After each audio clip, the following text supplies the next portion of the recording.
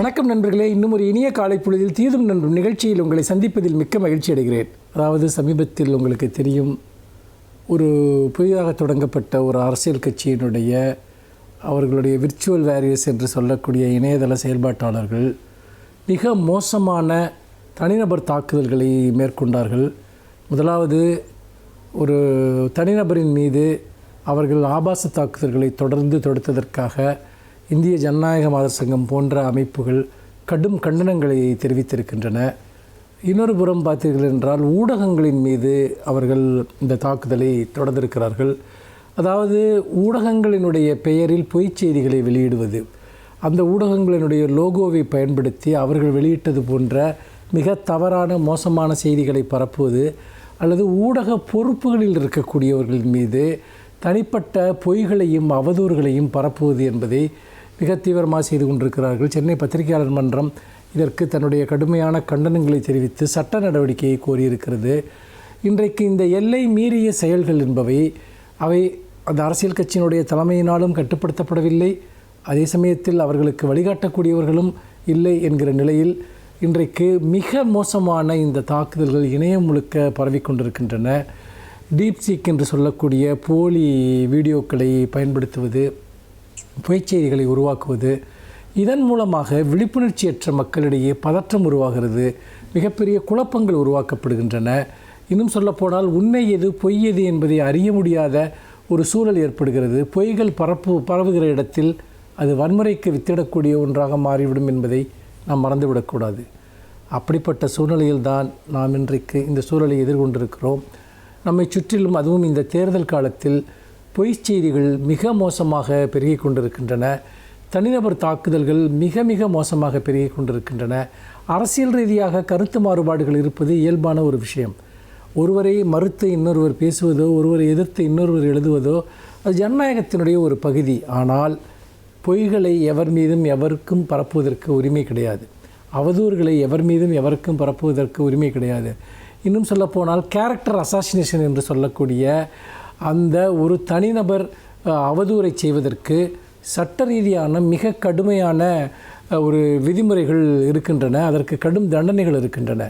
தனிநபர் அவதூறு வழக்குகளிலிருந்து தொடங்கி குற்றவியல் வழக்குகள் வரைக்கும் நீதிமன்றங்களில் நீங்கள் இது தொடர்பான வழக்குகளை தொடுக்க முடியும். இந்த குற்றங்களை செய்பவர்களை கைது செய்வதற்கு காவல்துறைக்கு முழு அதிகாரம் இருக்கிறது.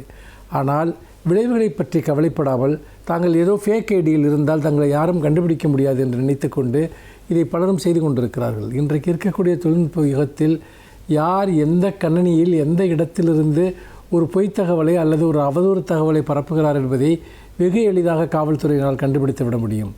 அப்படிப்பட்ட நிலையில் யாரோ தூண்டி விடுகிறார்கள் என்பதற்காக இதுபோன்ற அவதூறு செய்திகளை, பொய்ச் செய்திகளை பரப்புகிறவர்கள் சட்டத்தின் பிடியில் சிக்கி தங்களுடைய எதிர்காலத்தை இழக்க வேண்டிய ஒரு சூழ்நிலை ஏற்படும் என்பதை இன்றைக்கு நாம் எச்சரிக்கையாக கூற விரும்புகிறோம். ஏனென்றால் இது பற்றி தொடர்ந்து புகார்கள் வருகிற போது காவல்துறை நிச்சயமாக நடவடிக்கை எடுக்க வேண்டிய ஒரு நிலை ஏற்படும்.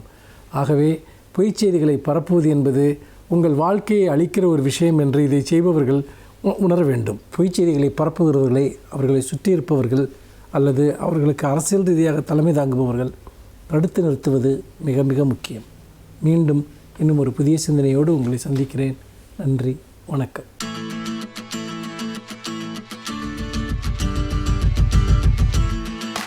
அனைவருக்கும் என் அன்பு வணக்கம். தமிழ்நாட்டின் அரசியல் வரலாற்றில் மார்ச் 6 என்னும் தேதிக்கு ஒரு பெரும் இடம் உண்டு. இதனை நான் சொல்லும்போதே பலர் அதனை புரிந்திருப்பார்கள். பேரறிஞர் அண்ணா அவர்கள் தமிழ்நாட்டின் முதலமைச்சராக பொறுப்பேற்ற நாள் மார்ச் 6.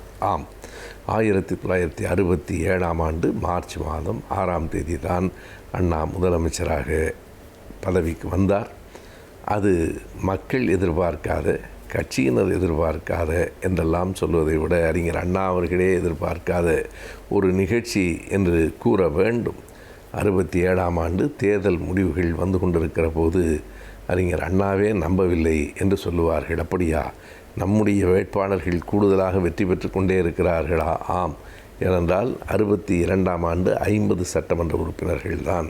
அதற்கு முன்னால் 57இல் வெறும் 15 சட்டமன்ற உறுப்பினர்கள் தான். 50 என்கிற எண்ணிக்கை ஒருவேளை 70 உயரலாம் என்றுதான் அண்ணாவும் திமுகவும் கருதியிருந்தார்கள். ஆனால் அந்த தேர்தல் முடிவுகள் வர வர அண்ணா நம்முடைய வெற்றி 100 என்கிற எண்ணை தொட்டுவிட்டது, 100க்கு மேலேயும் போகிறது என்று 130 இடங்களுக்கு மேலாக திமுக கழகம் வெற்றி பெற்று அண்ணா அவர்கள் முதலமைச்சராக பொறுப்பேற்ற நாள் அந்த நாள்தான். அது அவரால் நாட்டை நடத்த முடியுமா? எந்த அனுபவமும் இல்லாதவர், வெறும் எதிர்க்கட்சியாக மட்டுமே இந்த கட்சி இருந்திருக்கிறது என்கிற எண்ணங்களை எல்லாம் முறியடித்து மிகப்பெரிய மாறுதல்களை தமிழ்நாட்டுக்கு கொண்டு வந்தவர் அறிஞர் அண்ணா அவர்கள். இவ்வளவுக்கும் அவர் 2 ஆண்டுகளுக்கும் குறைவாகத்தான் அந்த பொறுப்பிலே இருந்தார். மிக கடினமாகவே அதை உணர்ந்தார். இரவு பகலாக உழைக்க வேண்டியிருக்கிற ஒரு பொறுப்பு என்பதை அவர் அறிந்து கொண்டார். இறுதியாக அவர் ஒரு கடிதத்திலே தம்பிக்கு எழுதுகிற போது எழுதினார், நான் முதலமைச்சராக இருக்கிறேன் என்று நீங்களெல்லாம் மகிழ்ச்சி அடைகிறீர்கள், ஆனால் என்னை பொறுத்தளவு நான் ஒரு சூழ்நிலை கைதியாக இருக்கிறேன் என்பதுதான் உண்மை என்று குறிப்பிட்டார். ஓராண்டு 11 மாதங்கள், அதிலும் கூட 2-3 மாதங்கள் இறுதியில் உடல் நலமில்லாமல் தான் அவர் இருந்தார். ஆனாலும் அந்த குறுகிய காலத்திற்குள்ளேயும் பல சாதனைகளை செய்துவிட்டு போனவர் அறிஞர் அண்ணா அவர்கள்.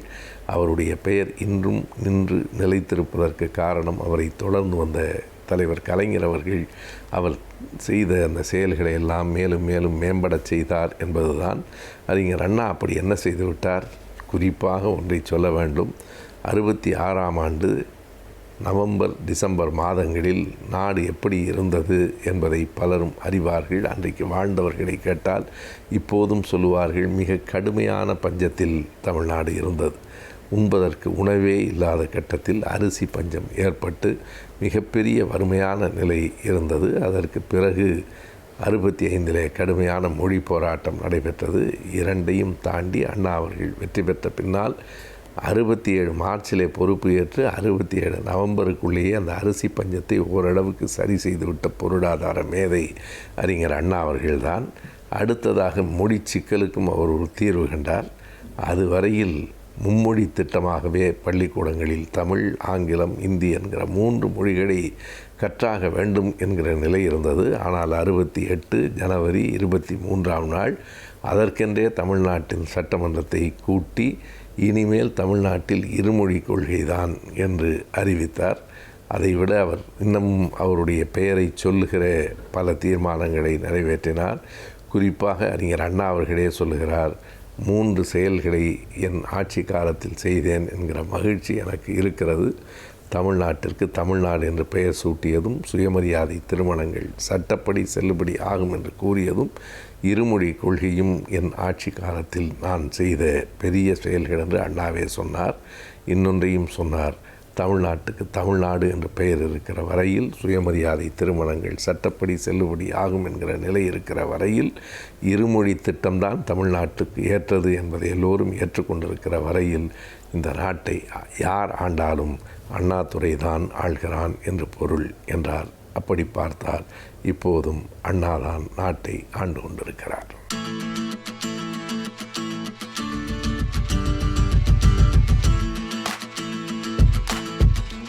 வணக்கம் நேயர்களே. நாம் மன வாழ்க்கையில் ஏற்படக்கூடிய சிக்கல்கள், பிரச்சனைகள், இவைகளெல்லாம் நாம் எவ்வாறு சமாளிப்பது என்பதை பற்றி சில யூகங்களை நாம் பார்த்து வருகின்றோம். அதில் ஒவ்வொன்றாக பார்த்து வந்தோம். நாம் பிடித்தது, பிடிக்காதது, விட்டு கொடுப்பது, பிறந்த வீட்டை பற்றி நாம் பெருமையாக பேசாமல் இருப்பது என்று பல யுக்திகளை நான் உங்களிடம் கூறி வந்தேன். அதில் ஒரு முக்கியமான ஒன்றாக இருப்பது தாம்பத்தியம். மன வாழ்க்கையில் தாம்பத்தியம் என்பது பொதுவாக செக்ஷன் சொல்கின்றோம். அதை பற்றிய பாலியல், இதை பற்றிய பிரச்சனைகள், அதை பற்றிய விவரங்களை எல்லாம் நாம் வெளிப்படையாக சொல்வதற்கு நாம் இன்றும் வெளிப்படையாக சொல்லக்கூடிய ஒரு நிலைமை இன்னும் வரவில்லை. அதுபோல் ஒரு சந்தர்ப்பம் தான் நிலவுகின்றது. பால்நிலைகளை பற்றி, பாலியல் பற்றி விரிவாக வெளிப்படையாக சொல்வதற்கு முடியாத ஒரு நிலையில் இருக்கின்றோம். செக்ஸ் சொல்கின்றோம். செக்ஸ் என்றால் என்ன என்று கேட்டோம் என்றால், செக்ஸ் என்பது லத்தீன் லாங்குவேஜில் அந்த காலத்தில் மருத்துவத்துறையில் கிரேக்கர்கள், லெட்டின் இவர்கள் தான் அவர்கள் கை ஓங்கியிருந்தது. அவர்களுடைய மொழிகள் தான் இன்றும் மருத்துவத்துறையில் நாம் பின்பற்றி வருகின்றோம். அதாவது அது லெட்டின் மொழியில் செக்ஸ் என்றால் என்ன என்றால் பிரி என்று அர்த்தம், டிவிஷன் 2 மேஜர் பிரிவுகள், பைஃபர்கேஷன் என்று அர்த்தம், 2 மேஜர் பிரிவுகள் என்று அர்த்தம். அதை செக்ஸஸ் என்று கூறினார்கள். அந்த செக்ஸ் என்பது என்னவென்றால், அதாவது அது வாழ்க்கையில் எவ்வாறு அது பயன்படுகிறது என்றால் வாழ்க்கைக்கு ஒரு முக்கியமான ஒன்றாக அமைகின்றது. அதாவது நம் வாழ்வை ஆரோக்கியமாக வாழ்வதற்கும் செக்ஸ் உதவுகின்றது. அது மட்டுமல்லாமல் நாம் நீண்ட ஆயுளுடன் வாழ்வதற்கும் அது உதவுகின்றது. வாழ்வு அர்த்தமுள்ளதாக மாறுவதற்கும் அது உதவுகின்றது. வாழ்க்கையில் அர்த்தம் வேண்டுமானவா, அர்த்தமுள்ள வாழ்க்கைக்கு அது உதவுகின்றது. ஆக ஒவ்வொரு கட்டத்திலும் அது செக்ஸ் என்பது நமக்கு அதாவது உதவுவதாக இருக்கின்றது. ஆரோக்கியமான வாழ்வு, அர்த்தமுள்ள வாழ்வு, நீண்ட ஆயுள் உள்ள வாழ்வு, இன்று நமக்கு அது பெரும் பங்கினை நமக்கு பகிர்கின்றது. அதாவது விஞ்ஞான முறை எடுத்துக்கொண்டோம் என்றால் எப்படி என்றால், விஞ்ஞான முறையில் உடல் ரீதியாக எடுத்துக்கொண்டோம் என்றால், அதாவது இருதயத்திலிருந்து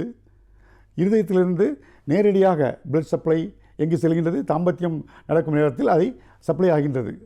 அதாவது இதயம் தன்னுடைய சப்ளையை ஒவ்வொரு ஆர்கன்களுக்கும் லிவர் இருக்கின்றது, கிட்னி இருக்கின்றது, லங்ஸ் இருக்கின்றது, ஒவ்வொன்றுக்கும் அது பிரான்ச் மூலமாக மெயின் பிரான்ச் என்று சிறு பிரான்ச் என்று அப்படி தான் செல்கின்றது ஒவ்வொரு உறுப்புகள் வேலை செய்வதற்கும். ஆனால் இந்த தாம்பத்தியத்தில் இந்த செக்ஸ் இந்த செயல்படும் நேரத்தில் 5 புலன்களும், மனிதனுடைய 5 புலன்களும் ஒன்றாக இணைந்து செயல்படக்கூடிய நேரம் அது. அதாவது கோஆர்டினேஷன், கோஆபரேஷன் என்று ஒன்றுக்கொன்று கோஆர்டினேட் பண்ணி ஒத்துழைத்து மொத்தமாக ஒரே நேரத்தில் பணி செய்யக்கூடிய அந்த நேரம்தான், அதாவது செயல்படக்கூடிய நேரம்தான் நமக்கு தாம்பத்தியம். அந்த நேரத்தில் இருதயம் என்ன செய்கின்றது, நேரடியாக தன்னுடைய கண்ட்ரோல் எடுத்துக்கொண்டு நேரடியாக இரத்த சப்ளை அங்கே செலுத்துகின்றது. உடல் எந்த அளவுக்கு ஒத்துழைக்கின்றது பாருங்கள். அது மட்டும் இல்லாமல் அதை கண்ட்ரோல் பண்ணக்கூடிய, அதாவது தாம்பத்தியம் செக்ஷன் சொல்கின்றோமே, அதை கண்ட்ரோல் பண்ணக்கூடிய இடம் மூளையில் இருக்கின்றது. அதற்கு அருகில்தான் அறிவுத்திறன் உள்ள இடமும் இருக்கின்றது. இந்த 2 கண்ட்ரோல் ரூமும் மூளையில் அருகருகே இருக்கின்றது, அருகாமையில் இருக்கின்றது, அடுத்தடுத்து இருக்கின்றது. ஆகவே அதாவது அறிவுத்திறன் அதிகமாக இருந்தாலும் அது ஸ்டிமுலேட் பண்ணுகின்றது, இது அதிகமாக இருந்தாலும் அதை ஸ்டிமுலேட் பண்ணுகின்றது. இவ்வாறாக அடுத்தடுத்து இருக்கின்றது. எவ்வளோ ஒற்றுமையாக இருக்கின்றது. அது மட்டுமல்லாமல் அதாவது நாம் பார்க்கின்றோம், அதாவது உடல் மட்டுமல்ல உள்ளம் கூட, அதாவது தாம்பத்தியம் என்பது தனி மனிதனுடைய வாழ்க்கை, தனி மனித சுதந்திரம் என்றால் கூட இருவரும் இணைந்தால்தான் நாம் அதை செயல்படுத்த முடியும். அதே நேரத்தில் அதாவது அது உடல் சம்பந்தமான ஒரு ஒன்றுதான், உறவுதான். இருந்தாலும் மனம் அங்கே முக்கியத்துவம் பெறுகின்றது, மனமும் அதில் பங்கேற்கின்றது. எவ்வாறு என்றால் திருப்தி. நமக்கு திருப்தி என்பது எப்படி கிடைக்கின்றது, நாம் உடல் மூலமாகத்தான் அதில் நாம் தாம்பத்தியம் என்பது கிடைக்கின்றது அந்த செயலில். அதே நேரத்தில் நாம் அதாவது திருப்தி என்று ஒன்று உண்டு. திருப்தி அடைந்தால் தானே நமக்கு திருப்தி என்று ஒன்று வரும். அதை முடிவு கொண்டு வருவதற்கு ஒரு திருப்தி தேவைப்படுகின்றது. அந்த திருப்தி எங்கிருந்து வருகிறது, மனத்திலிருந்து வருகிறது, மனம். ஆகவே அதாவது தாம்பத்தியத்தில் உடல் ரீதியாக இருந்தாலும் உள்ளமும் முக்கியமாக ஒரு பங்கை ஏற்றுக்கொள்கிறது. ஆகவே இது வாழ்க்கைக்கு முக்கியமான ஒன்று. இருந்தாலும் நாம் அதாவது செக்ஸ் என்ற வார்த்தைகளை சொல்வதற்கு நம்முடைய சமுதாயத்தில் சில ஸ்டிக்மாக்கள் இருக்கின்றது, அடைமொழிகள். அது மட்டுமல்லாமல் பட்ட பெயரெல்லாம் இருக்கின்றது.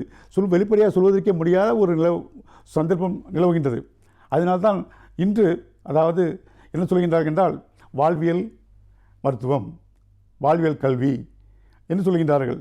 அதாவது வாழ்வியல், அது மருத்துவவியல் கல்வி அப்படி என்று சொல்கின்றார்கள். குடும்பவியல் கல்வி என்று கூறுகின்றார்கள். அதை நாம் அழகு தமிழில் சொல்ல வேண்டும் என்றால், நம்முடைய அழகு தமிழில் அர்த்தமுள்ளதாக சொல்ல வேண்டும் என்றால் அதுக்கு தாம்பத்தியம் என்று சொல்லலாம். தாம்பத்தியம் என்பது ஒரு புண்ணியமான வார்த்தை, ஒரு கண்ணியமான வார்த்தை. நாம் அதை பயன்படுத்திக் கொள்ளலாம்.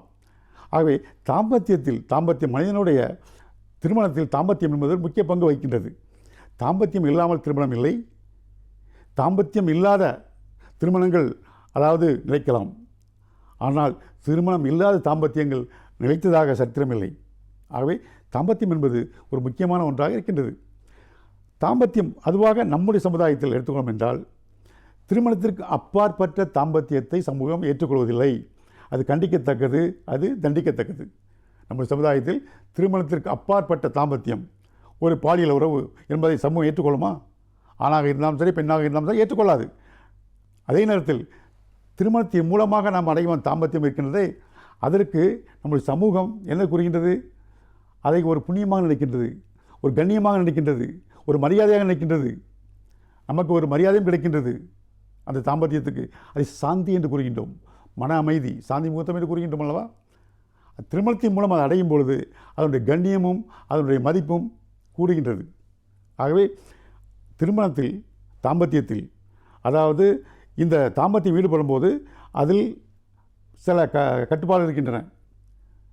எழுதாத சட்டம், அது எழுதாத சில சட்டங்கள் இருக்கின்றன, சில கோட்பாடுகள், விதிமுறைகள், கட்டுப்பாடுகள் எல்லாம் இருக்கின்றன. நம்ம சமுதாயம் அதை அமைத்து தந்திருக்கின்றது. ஒரு செயல் இருக்கின்றது வைத்துக்கொள்வோம், ஒரு செயல் இருக்கின்றது, அந்த செயலுக்கு ஒரு லிமிட்டேஷன் இருக்கும், அந்த லிமிட்டுக்குள்ளே நாம் இருக்க வேண்டும். சமுதாயம் ஒன்றை வைத்திருக்கின்றது, ஒரு செயலை. அந்த செயலை நாம் தாண்டும் பொழுது, அந்த செயலை மீறி, அந்த வேலையை மீறி, அந்த ஒரு லிமிட்டேஷனை மீறி நாம் செயல்படும் போது எப்படி இருக்கின்றது? அது சமுதாயத்திற்கு பயன்படும் பொழுது அது சாதனையாக ஏற்றுக்கொள்ளப்படுகிறது. சமுதாயத்திற்கு பயன்படாத இருக்கும் பொழுது, சமுதாயத்திற்கு தீங்கு விளைக்கும் போது அது தண்டனைக்குரியதாக ஆகிறது. ஆகவே சமுதாயம் நாம் அதை தவறு என்றும் சரி என்றும் அதை தீர்மானிக்கின்றது. அதாவது தாம்பத்தியத்தை பொறுத்தவரையில் என்னென்றால், அதாவது இதுதான் சரி, இதுதான் தவறு என்றில்லை, இதுதான் அளவு, இவ்வளவுதான் அளவு இருக்க வேண்டும் என்றெல்லாம் இல்லை. அதாவது நம்ம முடிந்தது, முடியாதது, பிடித்தது, பிடிக்காதது, அதாவது வேண்டியது, வேண்டாதது எல்லாம் அங்கே இருக்கின்றன. அதே நேரத்தில் தாம்பத்தியத்தில் அதாவது வக்கிரங்கள் இருக்கின்றது, கொடுமைகள் இருக்கின்றது, துன்பங்கள் இருக்கின்றது, விவகாரங்கள் இருக்கின்றன, கொடுமைகள் இருக்கின்றன, இதெல்லாம் இருக்கின்றன.